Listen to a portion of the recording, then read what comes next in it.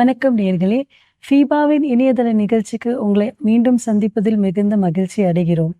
இந்த நாளிலும் கூட நம் மத்தியில் Mrs Olive Nagarajan, head of family and marriage counselling, urban India ministry சேர்ந்த மேம் வந்திருக்காங்க. நம்ம இன்னைக்கு பேச போகிற தலைப்பு என்னென்னா மன ஆரோக்கியம். அதில் முக்கியமான தலைப்பு பிள்ளைகளின் மன நலத்தின் ஆதாரம், மனையின் அமைதியும் அன்பும். அதை பற்றி தான் இன்றைக்கி பேச போகிறோம். வாங்க நேயர்களே, நிகழ்ச்சிக்கு போகலாம். மேம், எங்களுடைய அழைப்பை ஏற்று இந்த ப்ரோக்ராமுக்கு வந்ததுக்கு ரொம்பவே நன்றி. நேயர்களின் சார்பாகவும் இணையத்தின் சார்பாகவும் உங்களை மீண்டும் வரவேற்கின்றோம். ஓகே, இப்போது ரொம்பவே இன்றைக்கி இருக்கிற காலகட்டத்தில் ரொம்பவே பேசக்கூடிய, நம்ம தெரிஞ்சுக்கக்கூடிய ஒரு டாபிக் என்னென்னா மன ஆரோக்கியம், மனநிலை. இதை பற்றி நம்ம பேசலாம். அந்த டாபிக் பேசுறதுக்கு முன்னாடி ஒரு ஜஸ்ட் கியூரியாசிட்டி. நீங்கள் ஒரு மிக சிறந்த ப்ரொஃபஷ்னல் கவுன்சிலராக இருக்கிறீங்க இல்லைங்களா?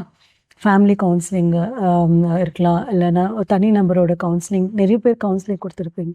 எது மோட்டிவேட் ஆச்சு உங்களுக்கு இந்த ப்ரொஃபஷன் எடுக்கணும்னு சொல்லிட்டு? அதை பற்றி சொல்கிறீங்க? உங்களை பற்றி கொஞ்சம் ஒரு இன்ட்ரடக்ஷன் மாதிரி. ஸோ முதல்ல இது ஒரு ப்ரொஃபஷன்னு நான் எடுக்கலை. இது ஒரு சமுதாயத்துக்கு செய்யக்கூடிய ஊழியம், ஆண்டவருக்கு செய்யக்கூடிய ஒரு ஊழியமாக நான் எடுத்து பண்ணிகிட்ருக்கேன். ஸோ கல்யாணம் ஆகி பெங்களூருக்கு வந்து 10 வருஷம் நான் ஹவுஸ் ஒய்ஃபாக தான் இருந்தேன். ஸோ ஆனால் வந்து இந்த பெங்களூர் சிட்டிக்கு வந்ததுக்கப்புறம் இந்த சிட்டியில் இருக்கிற தேவைகள், பிள்ளைகள் படுற கஷ்டங்கள், நிறைய குடும்பத்தில் இருக்கிற புரோக்கன்னஸ், அதுக்கு ஹெல்ப் இருக்குது ஓரளவுக்கு சிட்டியில். ஆனாலும் நிறைய இடத்துல தேடி போகிறதுக்கு மக்களுக்கு ஒரு தயக்கம், அதுக்கு அப்ரோச்சபிளான பீப்புள் கம்மியாக இருக்காங்க. அந்த மாதிரி ஒரு தேவைகளை வந்து உணர முடிஞ்சு அந்த 10 வருஷத்தில் பல பேர்கிட்ட பேசி. அப்படி இருக்கும்போது 10வது வருஷத்தில் நான் பணியாற்றுகிற அர்பன் இந்தியா மினிஸ்ட்ரிஸ் அதோடைய டிரெக்டர் டாக்டர் பிசி மேத்யூ அவங்கள வந்து சந்திக்கிற ஒரு வாய்ப்பு கிடைச்சிது. அவங்க தான் அவங்க நடத்துகிற ஒரு கோர்ஸுக்கு என்னை இன்ட்ரடியூஸ் பண்ணாங்க. ஸோ எங்கள் மனசில் ஓடிட்டு இருந்த என்ன ஓட்டத்துக்கும் அவங்க கொடுத்த இன்விடேஷனுக்கும் நிறைய சம்மந்தம் இருந்துச்சு. அதனால் நானும் என் கணவரும் முடிவு பண்ணி இந்த கோர்ஸுக்கு நான் அந்த உள்ளுக்க 2010 படிக்க ஆரம்பித்து, அதுக்கப்புறம் மேலும் மேலும் பல கோர்சஸ் படித்து அந்த மாதிரி ஒரு ஃபேமிலி அண்ட் மேரேஜ் கவுன்சிலிங்கிற மினிஸ்ட்ரிக்குள்ளே வந்தேன். ஸோ இதை படித்தாதான் இதை பண்ண முடியுமா அப்படிங்கிறத வந்து அப்போ தான் நான் உணர ஆரம்பித்தேன். ஏன்னா இப்போது இந்த காலகட்டத்தில் மக்களுக்கு இருக்கிற பிரச்சனை இது எதனால வருது, இந்த பிரச்சனை ஒவ்வொருத்தரோட பிரச்சனை யூனிக்காக இருக்குது. இந்த பிரச்சனைகள் வந்து போக நாள் போக்கில் பிரச்சனைகள் மாறிட்டே இருக்கு. ஸோ நம்ம கரெக்டான முறையில் அதை புரிஞ்சு கொள்வது, அதுக்கெல்லாம் இந்த மாதிரியான குவாலிஃபிகேஷன்ஸ் இட் எக்யூப்ஸஸ். அதனால இதை படிக்க வேண்டியதை படித்து இதை பண்ணும்போது இன்னும் மக்களுக்கு பிரயோஜனமான ஒரு உதவியான பாத்திரமா இருக்க முடியுது. ரொம்ப நல்லா சொன்னீங்க. ஸோ உங்களோட ஒரு டெஸ்டிமனி, அதாவது உங்களுடைய ஒரு லைஃபே ஒரு மோட்டிவேஷனாக இருக்குது இல்லைங்களா? அது முக்கியமானது. இந்த கவுன்சிலிங் பற்றி படிக்கணுன்ற ஒரு இன்ஃபர்மேஷனே ஒரு இம்பார்ட்டண்ட் இப்போ இருக்கிற காலகட்டத்துக்கு இல்லைங்களா? ஏன்னா எப்பவுமே நம்ம வந்துட்டு ஒரு ப்ரொஃபஷ்னல் கோர்ஸ்னால் ஒரு மெடிசனாக இருக்கலாம், அதுதான் இம்பார்ட்டன்ஸ் கொடுப்போம், மெடிசன், இன்ஜினியரிங். பட் கவுன்சிலிங் கூட ஒரு முக்கியமான ஒரு கோர்ஸ்ன்னு நீங்கள் சொன்னதுக்கப்புறம் தான் தெரியுது. கண்டிப்பாக. சரி, நம்ம நிகழ்ச்சிக்கு போகலாம். முதலாவது கேள்வி என்ன கேட்கணும்னு விருப்பப்படுறேன்னா, மன ஆரோக்கியம் தேவையா இப்போ இருக்கிற காலகட்டத்தில்? அது எந்த மாதிரி ஒரு ஃபேமிலிக்காக இருந்தாலும் சரி, ஒரு பிள்ளைங்களுக்காக இருந்தாலும் சரி, நம்மளோட தலைப்பு என்னென்னா பிள்ளைகளின் மன நலத்தின் ஆதாரம். ஸோ அதை பற்றி கொஞ்சம் சொல்கிறீங்களா? மனநலம் அப்படிங்கிறது அடிப்படை தேவை, பேசிக் நீட் அப்படின்னு தான் நான் சொல்லுவேன். வந்து நம்ம சகஜமான வாழ்க்கையை வாழ்றதுக்கே, அதாவது நம்ம கரெக்டாக இப்போ 2 பேரும் பேசும்போது ஒரு நல்ல மனநிலையோட பேசும்போது ஒரு புரிதல் இருக்குது, ஒரு சந்தோஷம் இருக்குது, ஒரு சமாதானம் இருக்குது.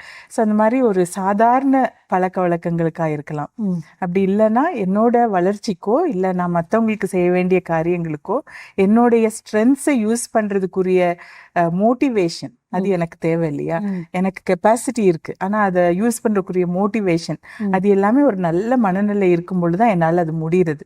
ஸோ இது சாதாரண வாழ்க்கையை வாழ்றதுக்கோ இல்லை நான் ஒரு ஒரு பர்சனா வளர்றதுக்கோ, நான் வளர்ந்து மத்தவங்களுக்கு உதவி செய்யறதுக்கோ எந்த ஒரு கட்டத்திலையும் ஒரு நல்ல மனநிலைங்கிறது வந்து ஒரு ஆதாரம். அந்த வாழ்க்கைக்கே ஆதாரம் நல்ல மனநிலை தான். ம். அதனால நம்ம அது ஒரு அடிப்படை அவசியம்னு நம்ம உணர்ந்து கொள்ள வேண்டியது கட்டாயம். ஓகே. அது இப்போ மனநிலைன்னு எடுத்துக்கிட்டா, இது எங்கேருந்து ஸ்டார்ட் ஆகுது? இது எப்போ நம்ம உணரக்கூடிய ஒரு தருணம் வருது? இப்போ அ இப்போ என்ன எடுத்துக்கிட்டிங்கன்னா, இப்போ இருக்கிற சூழ்நிலைக்கு ஓகே நம்ம வேலை செய்றோம். அங்கேருந்து ஸ்டார்ட் ஆகுதுங்களா? இல்ல ஒருத்தர் ஹவுஸ் ஒய்ஃபா இருக்காங்க. கல்யாணம் ஆனதுக்கு அப்புறம் ஸ்டார்ட் ஆகுதுங்களா? இது எங்க ஸ்டார்ட் ஆகுது? ஓகே. அதாவது மனநலம் அப்படிங்கிறத ஆம், அதோடைய ஃபவுண்டேஷன் எங்கிருந்து ஆமா. ஸ்டார்ட் ஆகுதுன்னு கேக்குறீங்க. ஓகே. நம்ம வேலை செய்யறது அதாவது அடல்ட் லைஃப்ல இருந்து இல்லைங்க. நம்மளோட மனநிலையோட ஆதாரத்தோட அதாவது அந்த foundational element is laid when the child is in the womb. Oh! Okay, okay. Okay. So அம்மாவுடைய கருவறை தான் அந்த மனநிலை ஸ்டார்டிங் நல்ல ஸ்டேஜ். ஆமா. அது foundational element is laid there. Okay. So அந்த கருவறை எவ்வளோ முக்கியம் பார்த்தீங்களா? ஸோ அந்த குழந்தை அம்மாவோட கருவறையில 9 மாசம் இருக்கும்போது, அந்த பேபிக்கு வந்து நம்ம அம்பிளிக்கல் கார்டு இருக்கு இல்லையா? நஞ்சுக்கொடி. அது வந்து சாப்பாடு போறதுக்கு, ஆக்ஸிஜன் போறதுக்கு மட்டும் கிடையாது. அம்மா ஸ்ட்ரெஸ்ஸில் இருந்தாங்கன்னா, அம்மாவோட உடம்புல ஸ்ட்ரெஸ் ஹார்மோன்ஸ் ஜாஸ்தி இருக்கும். கார்டிசால் ஸ்ட்ரெஸ் ஹார்மோன் சொல்லுவாங்க. அந்த ஸ்ட்ரெஸ் ஹார்மோனும் அந்த நஞ்சுக்கொடி வழியா குழந்தைக்கு போறதுக்கு வாய்ப்பு இருக்குன்னு கண்டுபிடிச்சிருக்காங்க. So when the mother is under stress, the child is also exposed to maternal stress. Oh! Okay. So அந்த மெட்டர்னல் ஸ்ட்ரெஸ்ஸுக்கு எக்ஸ்போஸ் ஆகிற குழந்தைகள் அந்த மாதிரி அம்மா அதாவது வீட்டு பிரச்சனையா இருக்கலாம், இல்லைன்னா அவங்களுக்கு கல்யாணத்துக்கு முன்னாடியே சில ட்ராமா ஏதாவது அவங்க டீல் பண்ணாம அதனால வந்து ஸ்ட்ரெஸ்ஸாக இருக்கலாம், இல்லைன்னா அம்மா வேலைக்கு போகிற இடத்துல வர ஸ்ட்ரெஸ்ஸாக இருக்கலாம். ஆனால் இந்த காலகட்டத்தில் ஈவன் எக்ஸ்டெண்டட் ஃபேமிலி, மாமியார் மாமனார் அந்த சம்மந்தமான பிரச்சனைகள் அதை சால்வ் பண்ணாமலே இருக்கிறதுனால அவங்களோட இமோஷன்ஸ் நிறைய பாதிக்கப்படுது இல்லையா? ஸோ இந்த மாதிரி பல தரப்பான காரணங்களால அம்மா குழந்தைய சுமக்கும் பொழுது ஸ்ட்ரெஸ்ஸுக்குள்ளே இருக்காங்க, அது டீல் பண்ணுறதுக்கு முயற்சி எடுக்காம அது ப்ரொலாங் ஸ்ட்ரெஸ்ஸாக இருக்குன்னா தி child has possibility to get expose to maternal stress. அது வந்து ஒரு பெரிய அளவில் பாதிப்பு உண்டு பண்ணுதுன்னு கண்டுபிடிச்சிட்டு இருக்கிறாங்க. ஸோ அதில் ஒரு பாதிப்பு மனநலம். ஓகே. பிள்ளையோடைய மனநலம் பிறந்தக்கப்புறம் பாதிப்புக்கு உள்ளாகிறதுக்கு நிறைய ரிஸ்க் இருக்கு. Okay. At the same time ஒரு நல்ல சந்தோஷமான சூழ்நிலையை அம்மாவால் குழந்தை கொடுக்க முடியுதுன்னா அந்த குழந்தை வளர்ந்து வரும்போது நல்ல ஆரோக்கியமான மனநிலை உடைய குழந்தையா வளர்றதுக்கு நிறைய வாய்ப்புகள் இருக்கு. ஓகே. ஸோ அந்த foundation is laid there. That is something we need to remember. அதனால வயத்துல குழந்தைய ஒரு அம்மா சுமக்கும்போது நல்லா சாப்பிட்றாங்களா, ருசியா சாப்பிட்றாங்களா அப்படின்னு நம்ம பார்த்து பார்த்து பண்றோம். டாக்டர் கிட்ட செக்கப்புக்கெல்லாம் கரெக்டாக கூட்டு போகணும்னு கவனிச்சுக்கிறோம். ஆனால் அவங்களோட மனநிலை எப்படி இருக்கு, அவங்க சந்தோஷமா இருக்காங்களா அப்படின்னு கவனிச்சிக்க வேண்டியது கணவனுக்கும் மனைவிக்குமான ஒரு முக்கியமான பொறுப்பு. It's one of the important parental responsibilities. நான் அந்த குழந்தைய இப்போ நான் சுமந்துட்டு இருக்கேன், இப்போத்துல இருந்தே நான் குழந்தைக்கு செய்ய வேண்டிய ஒரு கடமை ஒரு நல்ல சூழ்நிலையை ஊம்பிலே உண்டாக்கி கொடுக்கறது அப்படிங்கிற ஒரு பொறுப்புணர்ச்சியை கன்சீவான நேரத்திலிருந்து பெற்றோருக்கு வரணும். அந்த விழிப்புணர்ச்சியை நம்மளும் கொடுக்கணும். அது ரொம்ப அவசியம். நல்லா சொன்னீங்க. சப்போஸ் ஒரு சில நேரத்தில் அம்மா வேலை செய்கிறவங்களா இருப்பாங்க, அந்த ஒர்க்கிங் விமெனும் இருக்காங்க இல்லைங்களா? ஸோ அவங்களுக்கே தெரியாமல் அந்த சப்போஸ் அந்த ஒரு எமோஷ்னல் டிஸ்டர்பன்ஸ்ன்னு சொல்லலாம். அப்படியே அவளை எப்படி கண்டுபிடிக்கலாம் இவங்க வந்துட்டு இந்த ஸ்ட்ரெஸ்ஃபுல்லாக இருக்காங்க, இது வந்துட்டு பாதிக்க ஏதாவது ஒரு சைன்ஸ் இருக்கா, அது அறிகுறி இருக்குங்களா? கண்டிப்பா. ஸ்ட்ரெஸ் வந்து நம்ம பாட்டில் பண்ணியே வச்சாலும் யார்ட்டையுமே பேசாம சில பேர் வந்து பேசிடுவாங்க, எனக்கு இப்படி ஸ்ட்ரெஸ் இருக்குன்னு பேசுவாங்க. சில பேர் வந்து அந்த யார்கிட்ட போய் பேசுறோம் அதுவும் கரெக்டான முடிவு எடுக்கணும். இப்போ எனக்கு ஸ்ட்ரெஸ் இருக்குன்னா அதுக்கு உதவி எடுக்கிறது முதல்ல கணவன்கிட்ட பேசி எடுக்க முடியணும். ஒருவேளை கணவன்கிட்ட பேச முடியல, அவங்களுக்கு சரியான புரிதல் இல்லை அப்படிங்கும்போது ஃப்ரெண்ட்ஸ்கிட்ட பேசும்போது அவங்க ஸ்ட்ரெஸ்ஸை ஹேண்டில் பண்ணுறதுக்கு உதவி செய்கிறதுக்கு கரெக்டான வழியை காட்டுற ஒரு ஃப்ரெண்டாக இருந்துச்சுன்னா அது நல்ல முடிவு. சில நேரம் அவங்க ஸ்ட்ரெஸ்ஸை ஜாஸ்தி பண்ணி விட்டுருவாங்க, கோவத்தையும் பிட்டர்னஸையும் ஜாஸ்தி பண்ணி விட்ற ஒரு ஃப்ரெண்டுக்கிட்ட போய் பேசும்போது ஸ்ட்ரெஸ் வந்து ஆக்சுவலி ஜாஸ்தி தான் ஆகுது. அவங்க வந்து சிம்பத்தைஸ் பண்ணுற மாதிரி இருக்கும். ஆனால் இந்த சைடில் கோவத்தையும் கசப்புணர்வையும் கூட்டுறாங்கன்னா ஆக்சுவலாக அது இன்னொரு வகையான ஸ்ட்ரெஸ்ஸை தான் அவங்களுக்குள்ள உண்டு பண்ணுது. ஸோ ஒரு ஸ்ட்ரெஸ்ன்னு இருக்கும்போது மற்றவங்க கிட்ட ஹெல்ப் எடுக்க சில பேர் பேசுகிற முயற்சி பண்ணுறாங்கனாலும் அது கரெக்டான ஒரு சாய்ஸை எடுக்கணுங்கிறது கட்டாயம். சில பேர் நிறைய பேர் பேசுறதே இல்லை. இப்போ யார்ட்டையாவது போய் பேசினா வீட்டு பிரச்சனை வெளியே தெரிஞ்சிருமோங்கிற ஒரு பயம். இப்போ என் குடும்பத்தை பற்றின அந்தஸ்து வந்து சமுதாயத்தில் குறைஞ்சிடக்கூடாது, அதனால கவுன்சிலிங் போகக்கூடாது, அந்த மாதிரியான ஒரு எண்ண ஓட்டங்கள் இருக்கனால நிறைய பேர் அதை பாட்டில் பண்ணி வைக்க ட்ரை பண்ணுறாங்க. ஆனால் சிம்டம்ஸை வந்து அவங்களால மாஸ்க் பண்ண முடியாது. அது எப்படின்னா அவங்க ஈஸியாக இரிட்டேட் ஆவாங்க, அவங்களால ஒர்க்கில் கான்சென்ட்ரேட் பண்ண முடியாது, அவங்களால ரிலேஷன்ஷிப் நல்லா மெயின்டைன் பண்ண முடியும், சின்னதுக்கும் பிரச்சனை வந்துட்டே இருக்கும், ரொம்ப ஈஸியாக டயர்ட் ஆவாங்க. அந்த மாதிரி ஃபிசிக்கலாகவும் நிறைய ப்ராப்ளம்ஸ் வர்றதுக்கு வாய்ப்பு இருக்குது. ஸோ இந்த மாதிரி சின்னதாக ஸ்ட்ரெஸ் வரும்போதே நம்மளோட மன ஓட்டத்திலே நம்மளோட உடல் ரீதியாகவும் பாதிப்புகளை வந்து நம்ம கண்ட்ரோல் பண்ண முடியாது. நம்ம கண்ட்ரோலில் இல்லை.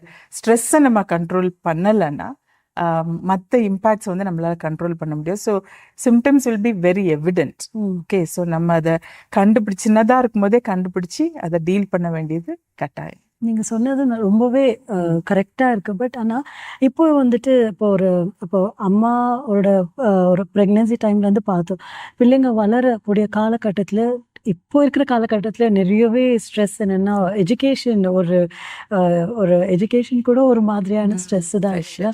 ப்ரெஷர் இருக்குது, ஸ்டடீஸ் ஒரு ப்ரெஷரு, அப்புறம் வீட்டில் வந்துட்டு அதர் ஆக்டிவிட்டீஸில் கூட இன்வால்வாக இருக்கணும். ஸோ அதில் சில பிள்ளைங்க வந்துட்டு மன உளைச்சலுக்கு ஆளாகிறாங்க, ஸ்ட்ரெஸ்ஃபுல்லாக ஆகுறாங்க. ஸோ அந்த மாதிரி பிள்ளைங்களை எப்படி ஐடென்டிஃபை பண்ணுறது? இப்போ நம்ம பிள்ளைங்க வந்துட்டு இல்லை வந்துட்டு அகாடமிக் ப்ரெஷர்னு சொல்லலாம், இல்லை வந்துட்டு அதர் ஆக்டிவிட்டீஸ் ப்ரெஷர்னு சொல்லலாம். பட் அந்த பிள்ளைங்க கூட நம்மளுக்கே அறியாமல் எமோஷ்னல் ஸ்ட்ரெஸ்ஸு போயிட்டு இருக்கலாம். எப்படி ஐடென்டிஃபை பண்ணி, ஒரு ஸ்டூடெண்ட்டாக இருக்கலாம், சில்ட்ரனாக இருக்கலாம், எப்படி ஐடென்டிஃபை பண்ணி அவங்கள வந்துட்டு ஒரு ஸ்டாண்டர்டாக ஒரு வழி கொண்டு வரலாம்? அதை பற்றி சொல்கிறீங்களா? ஆஸ் அ கவுன்சிலிங் பர்ஸ்பெக்டிவ்ல நீங்கள் சொல்லலாம். கண்டிப்பாக.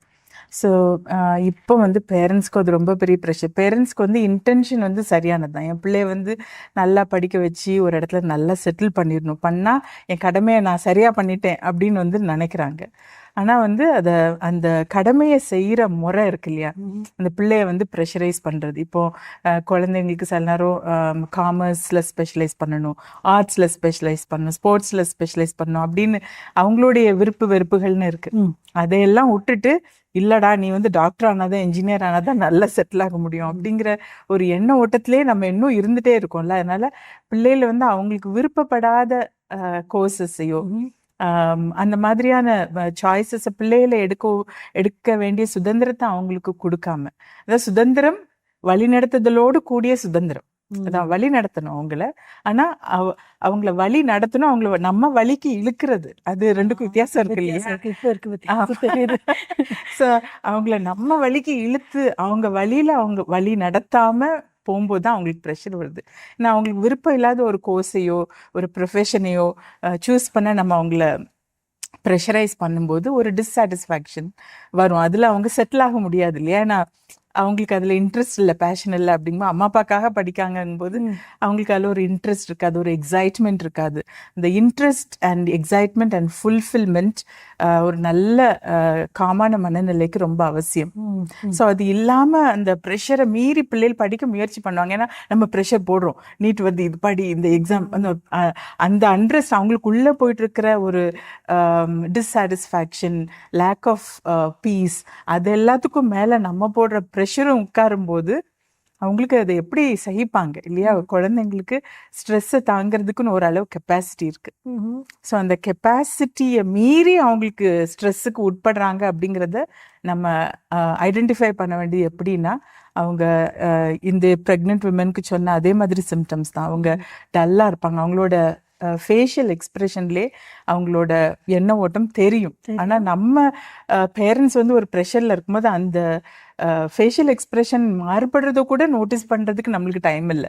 நம்ம பிள்ளைகளை டைம் டியூஷன் கூட்டு போகணும், இதை ப்ராஜெக்ட்லாம் டைம் பண்ணிட்டானான்னு பார்க்கணும் அப்படிங்கிற ப்ரெஷரில் நம்ம இந்த பக்கம் இருக்கும்போது இமோஷனலாக குழந்தை என்ன கோத்ரூ பண்ணுறான், இமோஷனல் நீட் அவனுக்கு என்னவா இருக்குது, அந்த இதை நோட்டீஸ் பண்ணுறதுக்கு நேரமே இல்லாமல் இருக்குது. நிறைய பேரண்ட்ஸ் கிட்ட பேச போகும்போது, குழந்தைங்க கிட்ட பேச போகும்போது அதுதான் வந்து சொல்கிறாங்க, ஐயோ நான் அவன் இப்படி கோத்ரூ பண்ணுறான்னு எனக்கு தெரிஞ்சிருக்கவே இல்லையேன்னு. ஆனால் அந்த குழந்தை வந்து 2-3 வருஷமாக நான் டிப்ரெஷனில் இருக்கேன்னு சொல்கிறான்.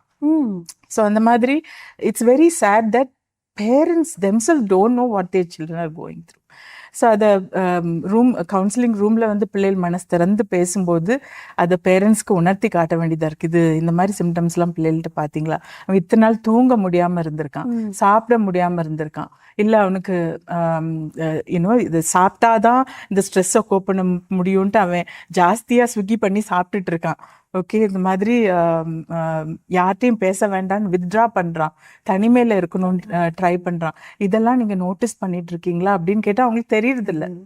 ஸோ இதெல்லாம் வந்து இப்போ சொன்னதெல்லாம் வந்து சிம்டம்ஸ் இல்லையா. ஸோ பிள்ளைகள் இந்த மாதிரி அவங்க நல்ல ஒரு சமநிலையான மனநிலையை தாண்டி ஸ்ட்ரகிள்குள்ளே போகும்போது இந்த சிம்டம்ஸ் தெரிய ஆரம்பிக்கும் போது நம்ம கூட நடக்கிற ஷெப்பர்டா இருக்கணும். அதுல தான் அவங்க கூட நடக்கும்போது நம்மளுக்கு அதை உணர முடியும். அது சின்னதா இருக்கும்போதே என்னடா முகம் இன்னைக்கு சரியில்லையே அப்படின்னு கேட்டா குழந்தை வந்து பேசுவான். நம்ம அதை விட்டுட்டு ஹோம்ஒர்க் முடிச்சியாடா அதை தான் ப்ரையாரிட்டைஸ் பண்ணி கேட்கும்போது இவங்ககிட்ட போய் என் பிரச்சனை என்ன சொன்னா எனக்கு ஹெல்ப் கிடைக்குமா அப்படிங்கிற ஒரு டவுட் பிள்ளைகளுக்கும் பேரண்ட்ஸ்க்கும் நடுவில் என்னைக்குமே வந்துடக்கூடாது.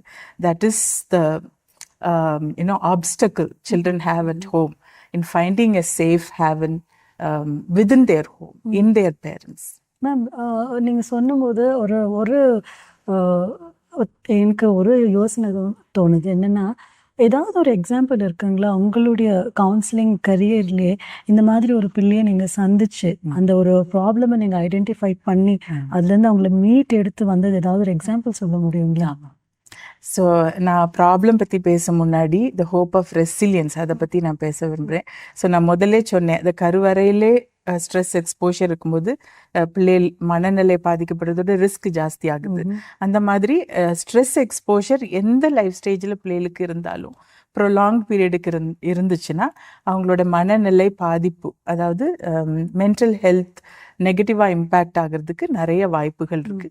மென்டல் ஹெல்த் சேலஞ்சஸ் உருவாகிறதுக்கு ரிஸ்க் ஜாஸ்தி ஆகுது. ஓகே, ஆனால் ஆண்டவர் வந்து பிள்ளைகளை உருவாக்கும் போதே he has created them with a gift of resilience. அதாவது அந்த எந்த பாதிப்பு இருந்தாலும் அதுலேருந்து மீண்டு எழக்கூடிய ஒரு கெப்பாசிட்டியோட தான் நம்மளை படைச்சிருக்காரு. ஏன்னா நம்மளுக்கு உலகத்துல உங்களுக்கு உபத்திரம் உண்டுன்னு அவரே சொல்லியிருக்காரு இல்லையா. ஸோ அந்த உபத்திரவங்கள் நம்மளை, அதாவது இட்ஸ் இன்னெவிட்டபிள் அப்படிங்கிறத உணர்ந்து பவுன்ஸ் பண்ணக்கூடிய திராணியை நம்மளுக்கு கொடுத்துருக்காரு. ஸோ பிள்ளைகளுக்கு வந்து கட்டாயமா ரெஸ்டோரேஷனுக்கு வாய்ப்பு இருக்கு. ஆனா அந்த ரெஸ்டோரேஷனுக்குரிய கிஃப்ட், அந்த ரெசிலியன்ஸ் அப்படிங்கிற அந்த கிஃப்டை வந்து அவங்க யூஸ் பண்றதுக்கு கண்டியூசிவ் என்வாயன்மெண்ட் ஒன்று அவசியமா இருக்கு. அதுதான் வந்து safe environment at home. Okay, அது வந்து ரொம்ப முக்கியம். அதனாலதான் திரும்பி ஊம்புல இருந்து எல்லா லைஃப் ஸ்டேஜ்லயும் பிள்ளைகளுக்கு தேவையான ஒரு அடிப்படை தேவை ஒரு safe peaceful environment at home. Okay, so இதுதான் வந்து முக்கியமாக நாங்கள் ஜாஸ்தியாக இந்த மாதிரி மென்டல் ஹெல்த் ப்ராப்ளத்தோட வரக்கூடிய பிள்ளைகளோட பேரண்ட்ஸ் கிட்ட அட்வொகேட் பண்ணுறது.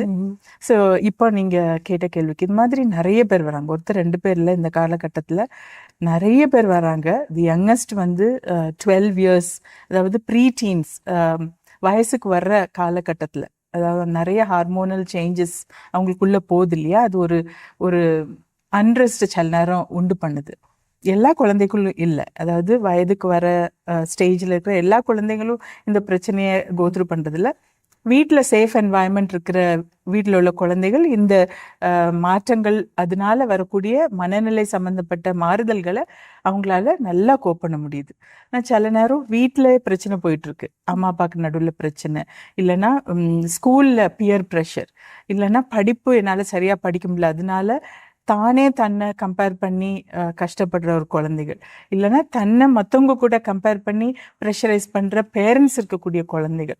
இந்த மாதிரியான குழந்தைகள் தான் இந்த டீனேஜ் பருவத்தில் எஸ்பெஷலி அவங்களுக்கு அந்த ஹார்மோனல் சேஞ்சஸ் வரும்போது ஸ்ட்ரெஸ்ஸுக்கு ஜாஸ்தியாக எக்ஸ்போஸ் ஆகுறாங்க. அந்த ஸ்ட்ரெஸ் ஹேண்டில் பண்ணுற கெப்பாசிட்டியை தாண்டி அவங்களோட ஸ்ட்ரெஸ் கூடும்போது அது எப்படி ஹேண்டில் பண்ணன்னு தெரியாமல் அந்த பிள்ளைகளுக்கு ஸ்ட்ரெஸ், ப்ரொலாங் ஸ்ட்ரெஸ் இருக்கும்போது மனநிலை பாதிப்பு, அதாவது ரிசர்ச்லேயே, அதாவது 2013 2023 10 வருட காலகட்டத்தில் நம்ம இந்தியாவில் ரிசர்ச் பண்ணி பார்த்த ரிசர்ச்சஸ் எல்லாம் கம்பைல் பண்ணி பார்க்கும்போது நம்ம நாட்டுல ப்ரிவேலண்டா யங் சில்ட்ரன் அடாலசன்ட் லைஃப் ஸ்டேஜ்ல பிள்ளைகள் அனுபவிக்கக்கூடிய ஒரு மென்டல் ஹெல்த் ப்ராப்ளம் டிப்ரெஷன் அப்படின்னு கண்டுபிடிச்சிருக்காங்க. Okay. So that's a very sad finding actually. So அதை நம்ம சின்னதாக இருக்கும் போதே கண்டுபிடிக்கிற, நீ சாக்கு சொல்கிற, எல்லாருக்கும் இருக்கிற ப்ரெஷர் தான் உனக்கு மட்டும்தான் இது ப்ரெஷரான்னு பிள்ளைகளை கண்டம் பண்ணாமல் நீ ஏண்டா இப்படி இருக்கன்ட்டு அவங்கள அரவணைச்சு அவங்கள அதுலேருந்து மீட்டு எடுத்து கொண்டு வர வேண்டியது நம்மளுடைய கடமை. அப்படி இல்லைன்னா பிள்ளைகள் என்ன பண்ணுவாங்க, அவங்களுக்கு இதை எப்படி கோப் பண்ணுறதுன்னு தெரியல. அதனால ஒரு தவறான வழியில் அதை கோப் பண்ண ட்ரை பண்ணிடுறாங்க. தவறான பழக்க வழக்கங்களுக்கு அடிமையாயிடுறாங்க. ஏன்னா அவங்க ஃப்ரெண்ட்ஸ் கிட்ட தான் போய் எனக்கு இப்படி பிரச்சனை இருக்குடா, என்னால் சரியா தூங்க முடியல, எனக்கு இந்த மாதிரி இருக்குன்னு சொல்லும்போது அவங்க தவறான வழிமுறைகளை காமிச்சு கொடுத்துறாங்க. இப்போ இதை கோப் பண்றதுக்கு இதை ட்ரை பண்ணுடா, ஒரு தம் அடிடா, ஒரு பெக் அடிச்சுக்கோடா, இல்லைன்னா இந்த வீடியோ பாருடா, அந்த மாதிரி தவறான முறைகளை காமிச்சு கொடுத்துட்றாங்க. ஸோ அது வந்து ஒரு டெம்பரரி ரிலீஃப் கொடுக்கும். ஆனா அதுவாவது ஒரு டெம்பரரி ரிலீஃப் கொடுக்குது இல்லையா? அதனால அதே திருப்பி திருப்பி பண்ண ஆரம்பிச்சு அதுக்கு அடிக்ட் ஆயிடுறாங்க. அட் த சேம் டைம் நம்ம வீடு இருக்கு அப்படின்னா, இந்த வீட்டில் என் பிரச்சனைய சொன்னேன்னா அதை 2 காது கொடுத்து கேட்கறதுக்கு ஆள் இருக்கு. அதை அட்வைஸாக கொடுக்காம உட்கார்ந்து பேசி கவனிச்சு என்னை ஆறுதல் படுத்துறதுக்குன்னு ஒரு ஆள் இருக்குன்னு பிள்ளைகளுக்கு ஒரு நம்பிக்கை இருக்கிறதே ஒரு பாசிட்டிவ் சைல்ட்ஹுட் எக்ஸ்பீரியன்ஸ்ன்னு கண்டுபிடிச்சிருக்காங்க. ஸோ அந்த ஒரு ஆஸ்பெக்ட், அது ஒரு பேசிக் ஆஸ்பெக்டை நம்ம உண்டு பண்ணி மெயின்டைன் பண்ணிட்டோம்னா பிள்ளைகள் நம்மகிட்ட தான் முதல்ல ஓடி வருவாங்க. ஸோ நம்ம ஆஸ் கிறிஸ்டியன் பேரண்ட்ஸ் பிள்ளைகள் நம்மகிட்ட ஓடி வரும்போது 2 பேருமா சேர்ந்து cast all your anxieties on மீன்னு ஆண்டு சொல்லியிருக்காருடா, உன் கஷ்டத்தை நான் கேட்குறேன், 2 பேருமா சேர்ந்து ஆண்டவர்கிட்ட பேசலாம். அந்த மாதிரியா நம்ம பிள்ளைகளை வழிநடத்தும் போது ஒரு காட் டிபெண்ட் சேஃப் என்வாயன்மெண்ட்டை சர்ச் பண்ணி நம்ம கிட்ட ஓடி வருவாங்க. That is the best thing we can do for our children. Ma'am ரொம்ப அழகாக சொன்னீங்க. நீங்கள் சொன்ன ஒரு ஒரு ஒரு ஒரு அடிப்படைன்னு பார்த்தோன்னா, ஒரு ஹேபிட், ஒரு கெட்ட ஹேபிட்டு தான் அந்த ஒரு அடிக்ஷனுக்கு தள்ளப்பட்டு அதுவே ஒரு இன்னொரு டிப்ரெஷனாக ஆகக்கூடும். ஸோ அந்த மாதிரி இப்போ எப்படியோ தெரியாத அந்த டிப்ரெஷனுக்குள்ளே போயிடுறாங்க சில பேர். பட் நிறைய பேர் வந்துட்டு இந்த கவுன்சிலிங் அணுகுமுறையை அணுகிறது இல்லை. இப்போ கவுன்சிலிங் ஒருத்தர் நம்மளுக்காக ஒரு கம்யூனிட்டி இருக்குது, நம்மளுடைய கஷ்டத்தை கேட்கவே ஒருத்தர் இருக்காங்க, நம்மளுக்கு ஒரு கரெக்டான ஒரு சொல்யூஷன் கொடுக்க ஒருத்தர் இருக்காங்கன்னு நிறைய பேருக்குவே தெரியாது. ஸோ அதை எப்படி, அந்த அவேர்னஸ் எப்படி நம்ம உருவாக்கலாம்? எந்த மாதிரி சுச்சுவேஷனில் வந்து பேரண்ட்ஸ்க்கு நீங்கள் சொல்லுவீங்க இந்த மாதிரி இருந்தால் கொண்டு வாங்க? அதாவது உங்களோட எக்ஸ்பீரியன்ஸ் இருக்குங்களா?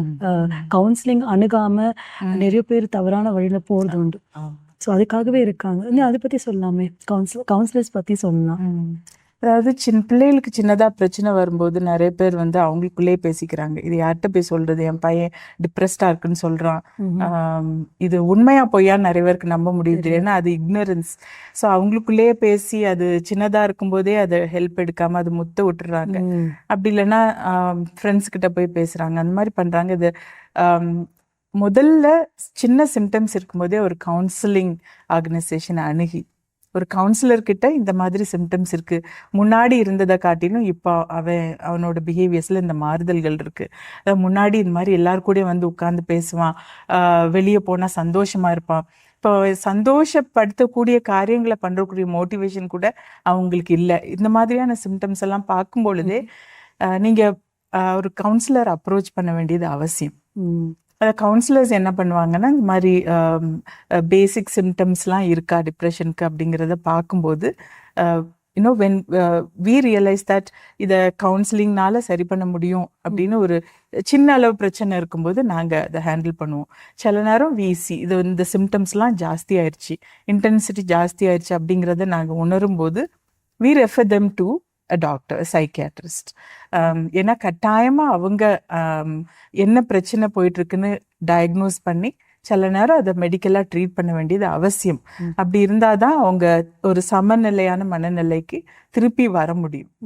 அப்படி இல்லைன்னா அது ஜாஸ்தி ஆகிட்டே போகிறதுக்கு வாய்ப்பு இருக்குது. அது ஒரு டவுன்வர்ட் ஸ்பைரல் மாதிரி. டிப்ரெஷன் வர ஆரம்பிக்கும் போதே அதை ட்ரீட் பண்ணி சரி பண்ணலை அப்படின்னா அவங்கள உள்ளே கொண்டு போய் அது ஒரு இருட்டு அறையில் கொண்டு போய் அவங்கள பிடிச்சி வைக்கிற மாதிரி அது வச்சிரும், வாழ்க்கையே இருண்ட மாதிரி ஆயிரும். அந்த மாதிரி ஒரு இடத்துக்கு போகிறதுக்கு முன்னாடியே அவங்கள ரெக்கவர் பண்ணிட்டோன்னா the time of recovery can be much lesser and the process can be easier. So it's very, very important. I also make use of this opportunity to introduce our counseling organization. Urban India Ministry has a counseling team. அதில் trained counselors இருக்காங்க.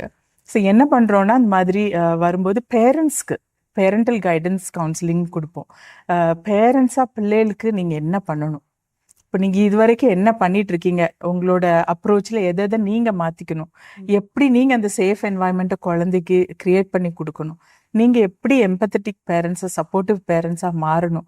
ஏன்னா அதுவும் ரொம்ப முக்கியம். குழந்தைய மட்டும் treat பண்ணிட்டு என்வாயன்மெண்ட்டே மாறாமல் இருந்துச்சுன்னா பிரயோஜனமே கிடையாது.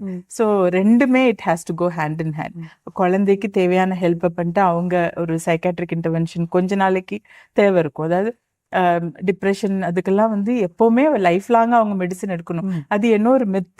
அதனாலதான் பாதி பேர் சைக்காட்ரிக்ஸ் போறதே கிடையாது. ஒரு தடவை சைக்காட்ரிக் ட்ரீட்மெண்ட் எடுத்துட்டா அவங்க சைக்காட்ரிக் பேஷண்ட்டுங்கிற லேபிள் லைஃப் லாங்கா கேரி பண்ணணுங்கிறது அவசியம் கிடையாது. இது வந்து மற்ற இல்னஸ், இப்போ டிப்ரெஷன்லாம் மெடிசன் எடுத்து ரெக்கவர் ஆகிட்டு எத்தனையோ பேர் இருக்காங்க. அதுக்கப்புறம் ஒரு தடவை மெடிசன் எடுத்து ரெக்கவர் ஆகிட்டு அதுக்கப்புறம் ரிலாப்ஸே ஆகாமல் எத்தனையோ பேர் இருக்கிறாங்க. ஸோ என்ன பண்ணுறாங்கன்னா மெடிசன் எடுக்கும் போதே சைடில் கவுன்சிலிங்கும் கோத்ரூ பண்ணுவாங்க.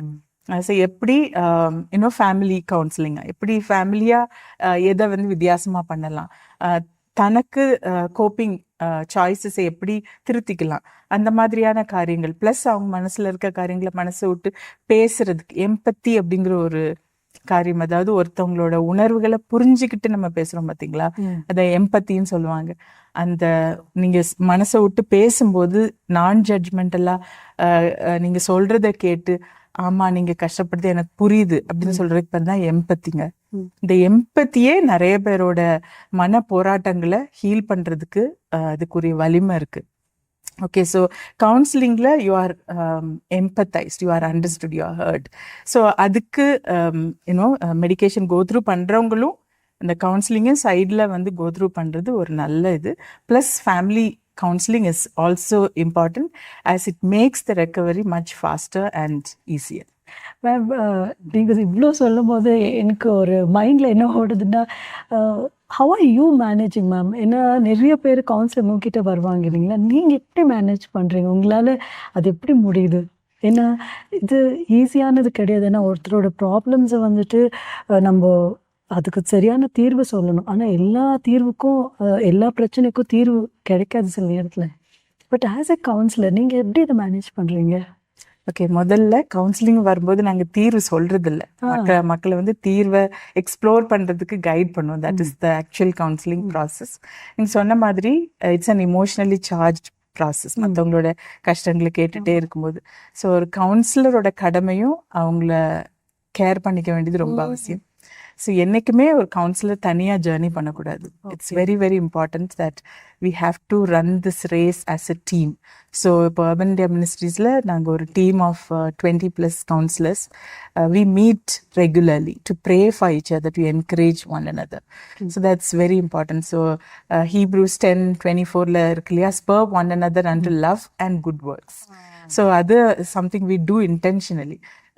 ஒருத்தருக்குரிய இப்போ ஒரு வேளை ஒருத்தர்கிட்ட கேட்ட ஒரு ப்ராப்ளம் வந்து என்னைய பாதர் பண்ணுதுன்னா I have to responsibly talk about it without disclosing any personal information. நான்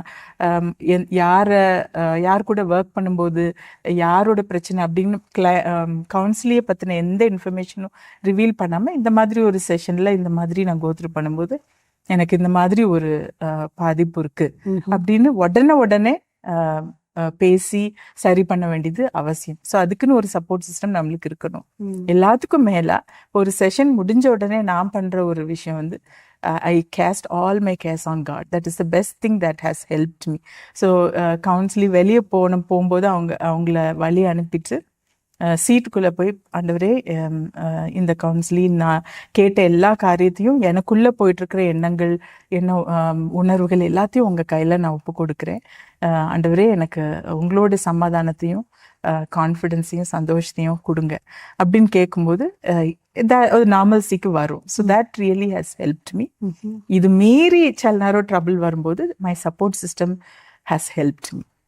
so that's very very important. அதுக்கு மேலே என்னோட செல்ஃப் கேர் இன்னும் என்னோட இமோஷன்ஸ்க்கு ரெகுலராக நான் சந்தோஷமா இருக்கிறதுக்கு, என்னோட லீஷருக்கு, என்னோட ரிலாக்ஸேஷனுக்கு ஆண்டவரை சார்ந்தும் குடும்பத்தை சார்ந்தும் நானா பண்ணக்கூடிய காரியங்களையும் ரெகுலராக பண்ணி இனி அன்வைன் பண்ணி ரிலாக்ஸ் பண்ண வேண்டியது என்னுடைய கடமை.